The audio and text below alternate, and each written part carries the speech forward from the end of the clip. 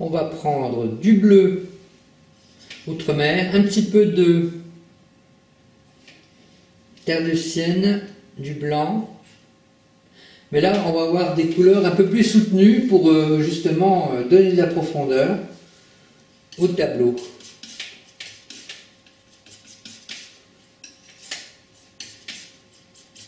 Voilà, on va partir sur une teinte comme ceci. Alors ça va être un peu la même chose que tout à l'heure. On charge l'extrémité du couteau pour donner la forme au feuillage.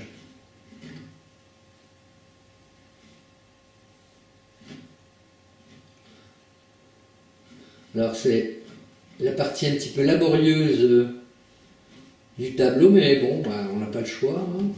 Si on veut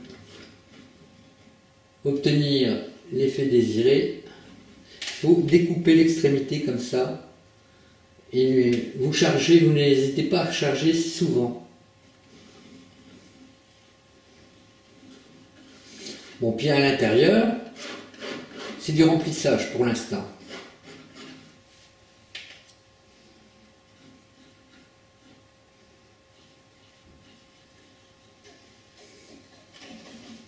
Là, je peux lisser le bord, toujours avec le doigt pour refermer la toile.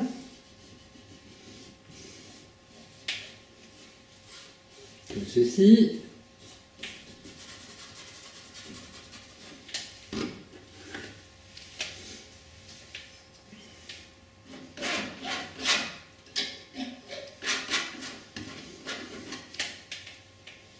Et je continue mes découpes.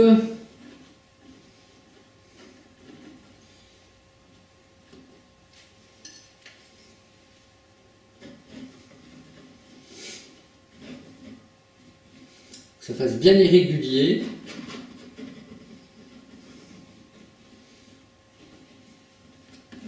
Alors cette partie de l'arbre est à l'ombre. Il faut que ça contraste quand même assez violemment avec le ciel, vous voyez.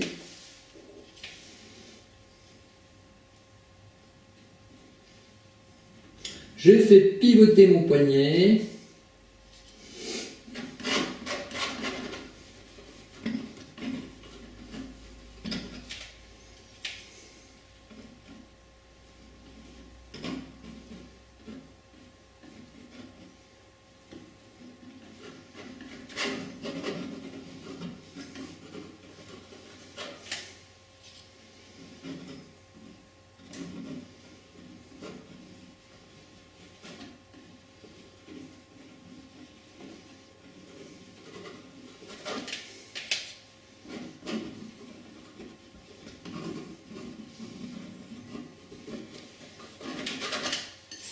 Et là, on va pouvoir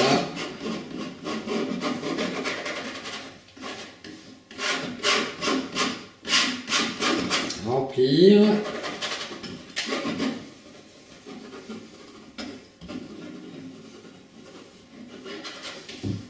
Ouais, jusque là, c'est bien. Alors après, je vais faire une couleur un petit peu plus foncée maintenant, du bleu. Je vais pouvoir mettre un petit peu de rouge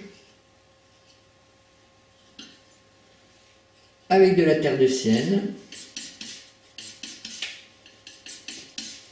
Voilà, ce qui nous donne une couleur plus foncée. Et en frottant légèrement avec la couche du dessous, on obtient des variations de teintes. Plus soutenues, plus foncées. Et plus on va aller vers le bas de l'arbre, et plus ce sera foncé.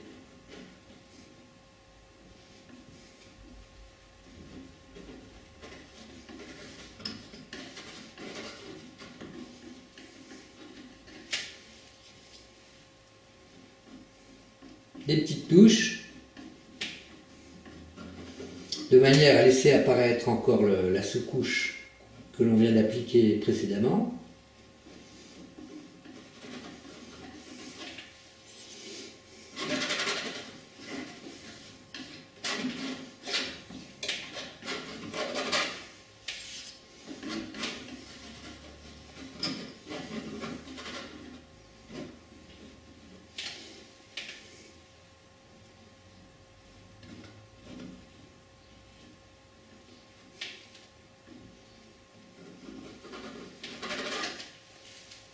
Mettre un petit peu de bleu.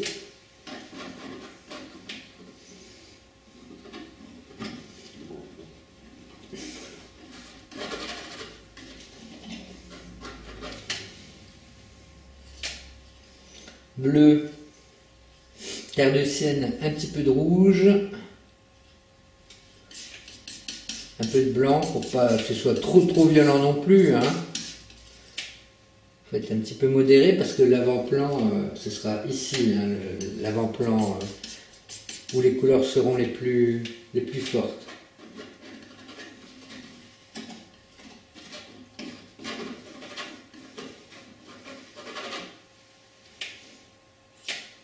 Bleu, rouge, terre de sienne, un petit peu de mélange précédent.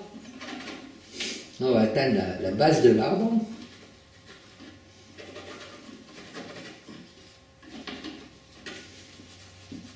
N'hésitez pas à vous servir de votre doigt pour lisser certaines parties.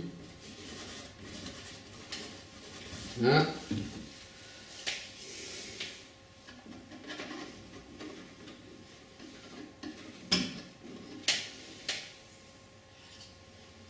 Et là, bleu, rouge. Là, il faut que ça commence à percuter par ici, hein, vous voyez? Qu'on ait des contrastes un peu plus forts maintenant.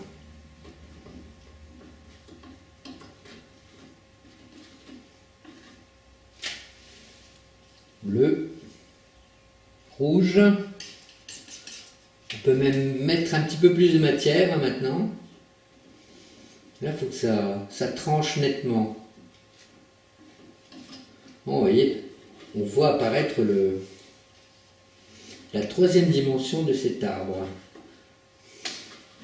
Alors maintenant, je vais fabriquer 3-4 nuances différentes pour appliquer la lumière qui arrive toujours de la droite, je vous le rappelle. Alors, du blanc, terre de sienne, petite pointe de bleu outre-mer. Voilà une nuance. Puis après, je vais faire quelque chose de plus vif. Terre de sienne, là, je vais commencer à incorporer du jaune. Avec un petit peu de mélange précédent, il y a du bleu et du blanc. Vous voyez, il faut que ça commence à avoir un petit peu de pêche. Et ensuite, jaune, un petit peu de terre de sienne, et cette fois je vais incorporer du blanc. Ça va donner quelque chose de plus tonique. Voilà. Donc je vais commencer par la teinte la plus foncée. Je cherche mon couteau. Et vous voyez qu'il y a déjà des aspérités avec la pâte que j'ai posée précédemment. Il y aura juste à faire glisser le couteau et la pâte va accrocher avec la couche précédemment posée. Comme ça. Vous voyez, j'appuie à peine et ça s'accroche tout seul. Je recharge bien mon couteau en l'ayant essuyé avant. Et vous voyez que le feuillage apparaît tout seul. Vous changez l'orientation du poignet.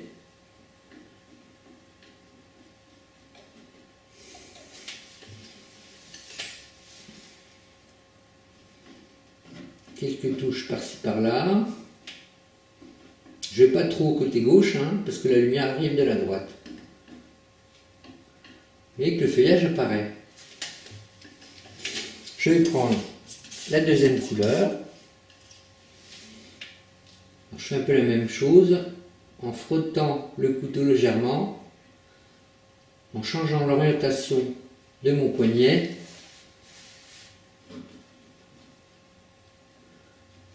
Voilà, le feuillage apparaît.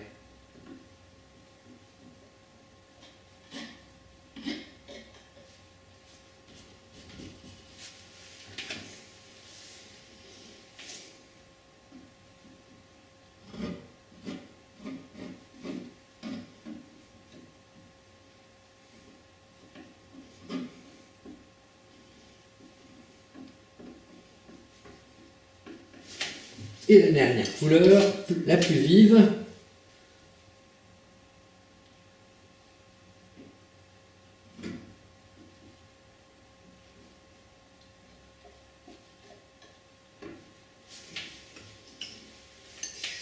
Alors je ne descends pas trop parce que après il y aura les herbes qui vont donner dans cette zone plus sombre, ce qui va avoir pour effet de les faire ressortir.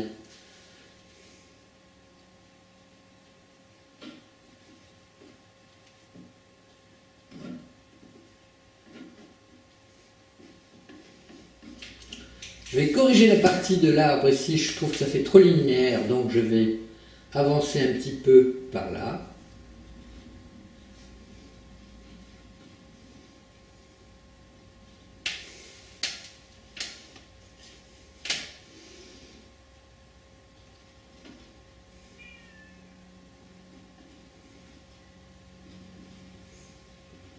Alors on va passer à la sous-couche des coquelicots. Alors, plusieurs nuances. Je prends du bleu, terre de sienne rouge.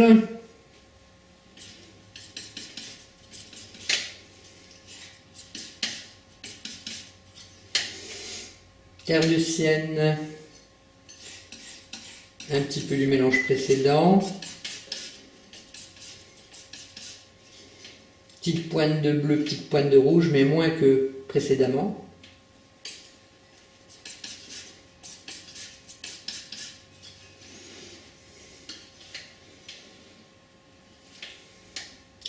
Du bleu, du jaune.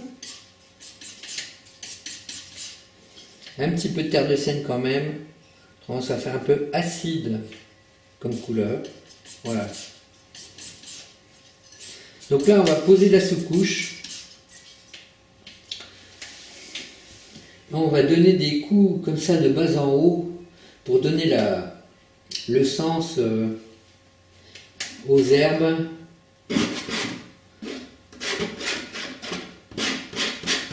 Et plutôt comme ça.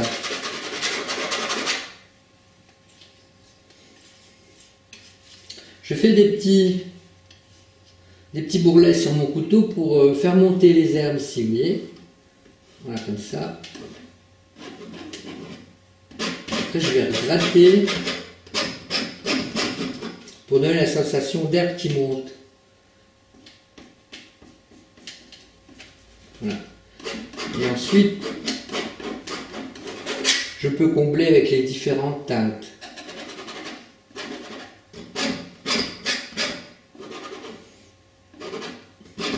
Je fais monter les couleurs, monter les herbes, en changeant de temps à autre de teinte.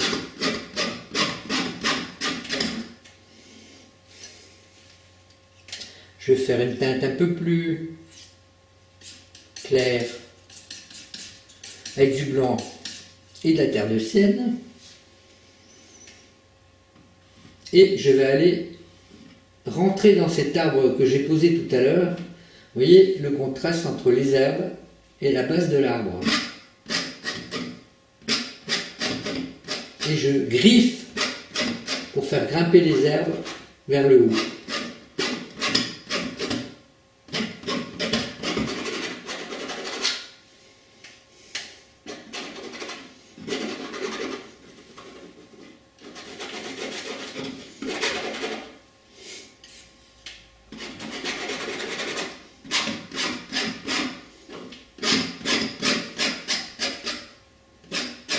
Les herbes montent.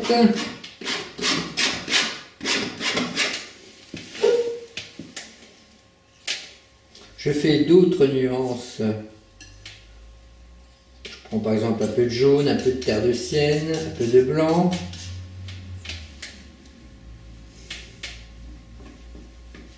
Voilà, pour donner des petits changements de teinte.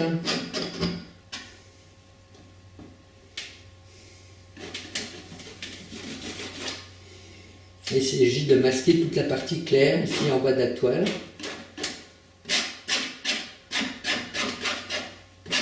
en faisant bien attention aux extrémités des herbes ici.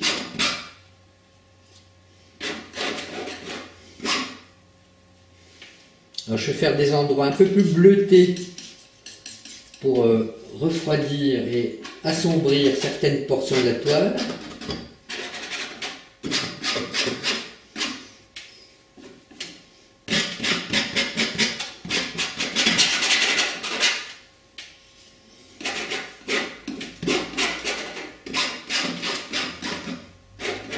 Et tout se mélange, il faut que ça fasse un peu fouillis. Et je griffe la pâte pour la faire monter et suggérer des herbes.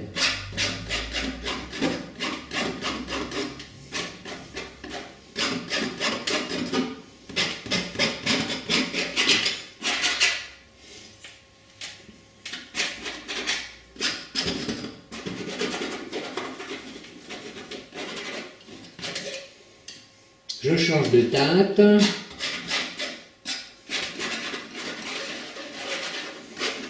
On remplit tout ça en griffant la pâte avec le dos du couteau.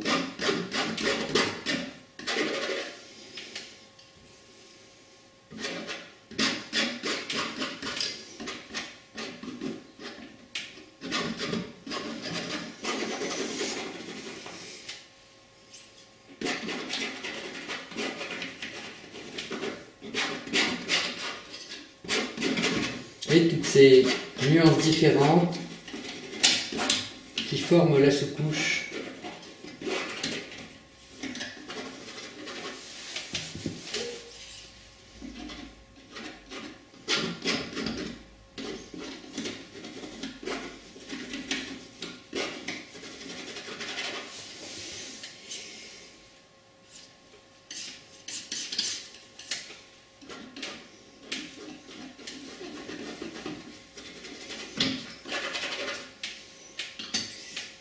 Ici, on va faire monter un petit peu plus les herbes.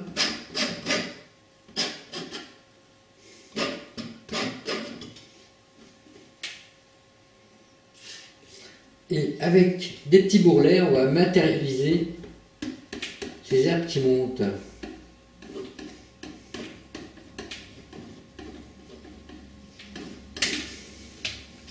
Alors, on alterne les couleurs sombres et les couleurs plus claires pour que ça se détache bien.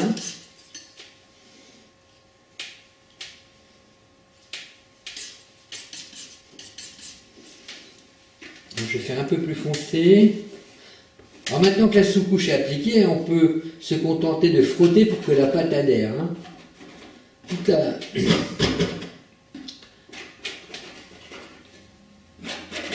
C'est tout l'intérêt de la peinture à la Prima.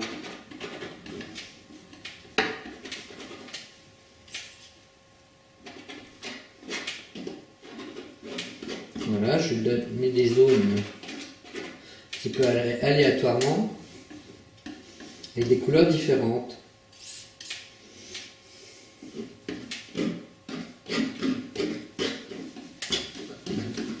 Genre de fouillis d'herbes.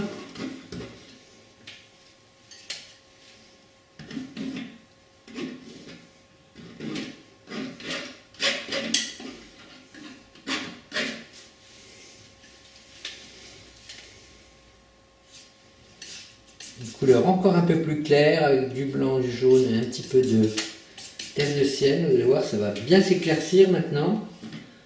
Et pour qu'on ait un contraste maximum avec le haut des arbres et la base de l'arbre. Un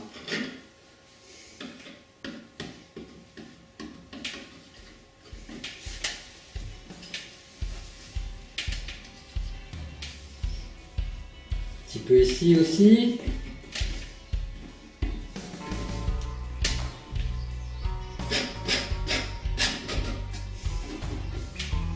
Voilà, ça commence à prendre tournure, à prendre forme.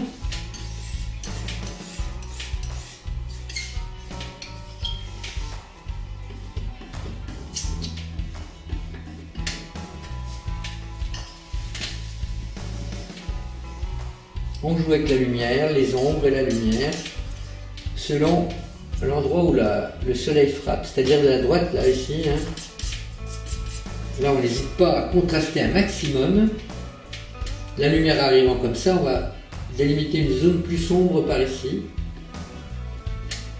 Voilà, ce qui va mettre en volume nos herbes.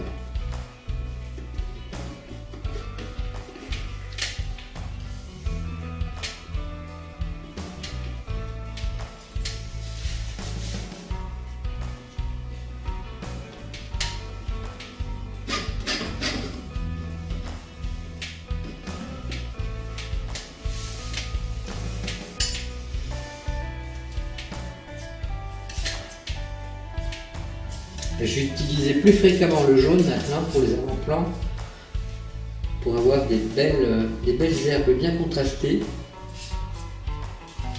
Toujours le petit cordon sur le bord de couteau. J'essuie bien la lame.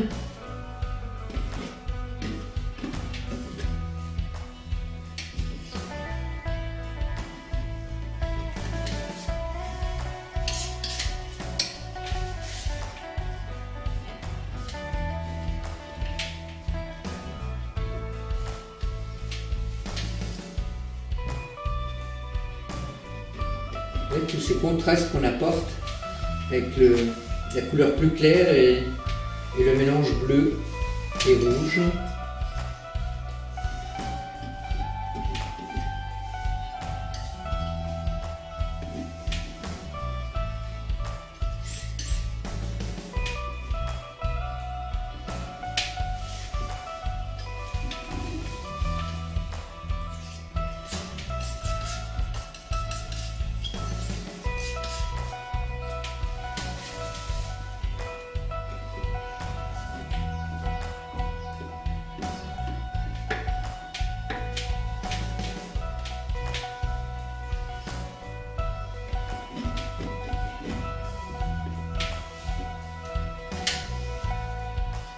Jaune, blanc.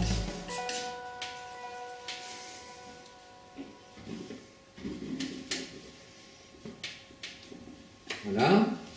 Alors on va travailler avec. On va partir du plus sombre pour aller au plus clair. Donc là, je commence à introduire le magenta avec du rouge. Voilà, ça va nous faire un beau rouge profond pour les parties du coquelicot qui se trouvent à l'ombre.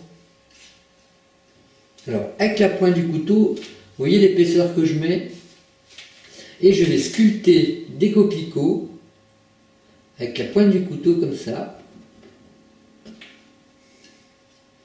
Il faut recharger très fréquemment.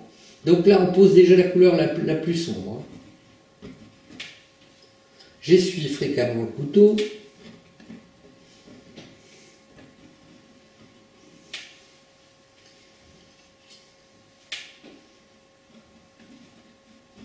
Alors je change la forme assez souvent, hein, je fais en sorte que ce soit irrégulier, et là je mets vraiment beaucoup de matière.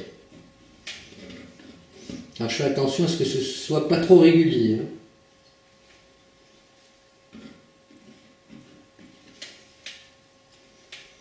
N'hésitez pas à prendre du recul pour voir ce que ça donne. Et à chaque touche, je change la forme, la grosseur, pour que ça fasse le plus irrégulier possible.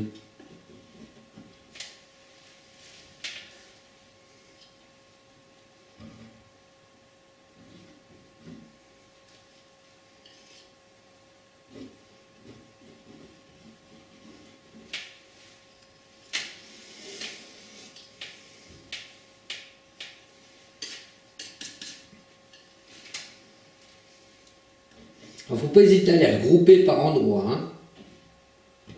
Comme ça. Et après délier un petit peu plus loin.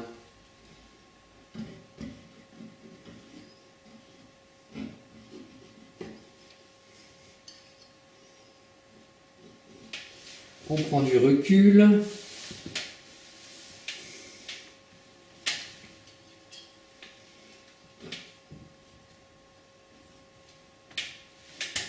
Voilà, bon, je pense qu'il ne faut pas abuser non plus. Alors maintenant, rouge pur.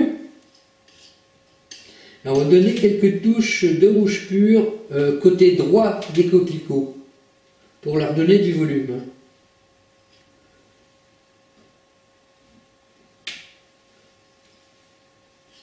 Et les éclairer.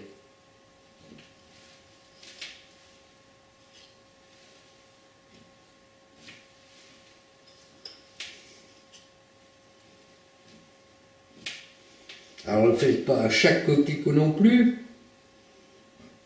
C'est à vous de juger où poser l'éclairage.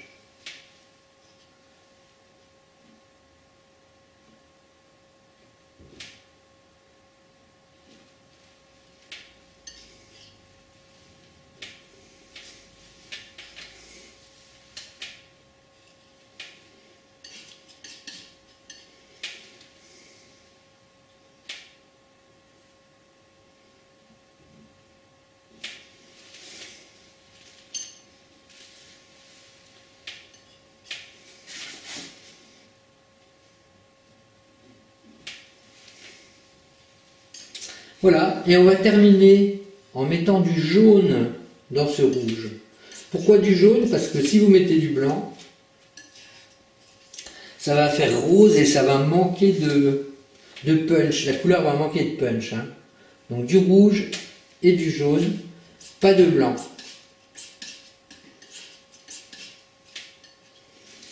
Et on termine l'éclairage avec cette couleur. On essuie bien le couteau pour ne pas entraîner la couleur de la sous-couche. Hein.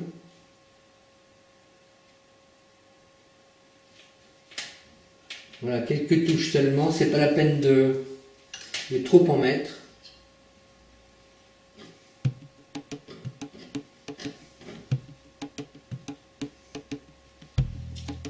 Voilà, j'espère que cette petite toile avec pour thème les coquelicots vous aura plu. Vous pouvez toujours télécharger dans la description de la vidéo l'image en cliquant sur le lien si vous voulez la faire tranquillement de votre côté chez vous. Ah oui, au fait, j'ai passé le cap des 2000 abonnés, c'est grâce à vous, je vous en remercie. Ça me motive pour la suite, pour poursuivre la diffusion de la vidéo. Alors je vous dis à bientôt pour un prochain tableau avec vous. D'ici là, portez-vous bien. Bye!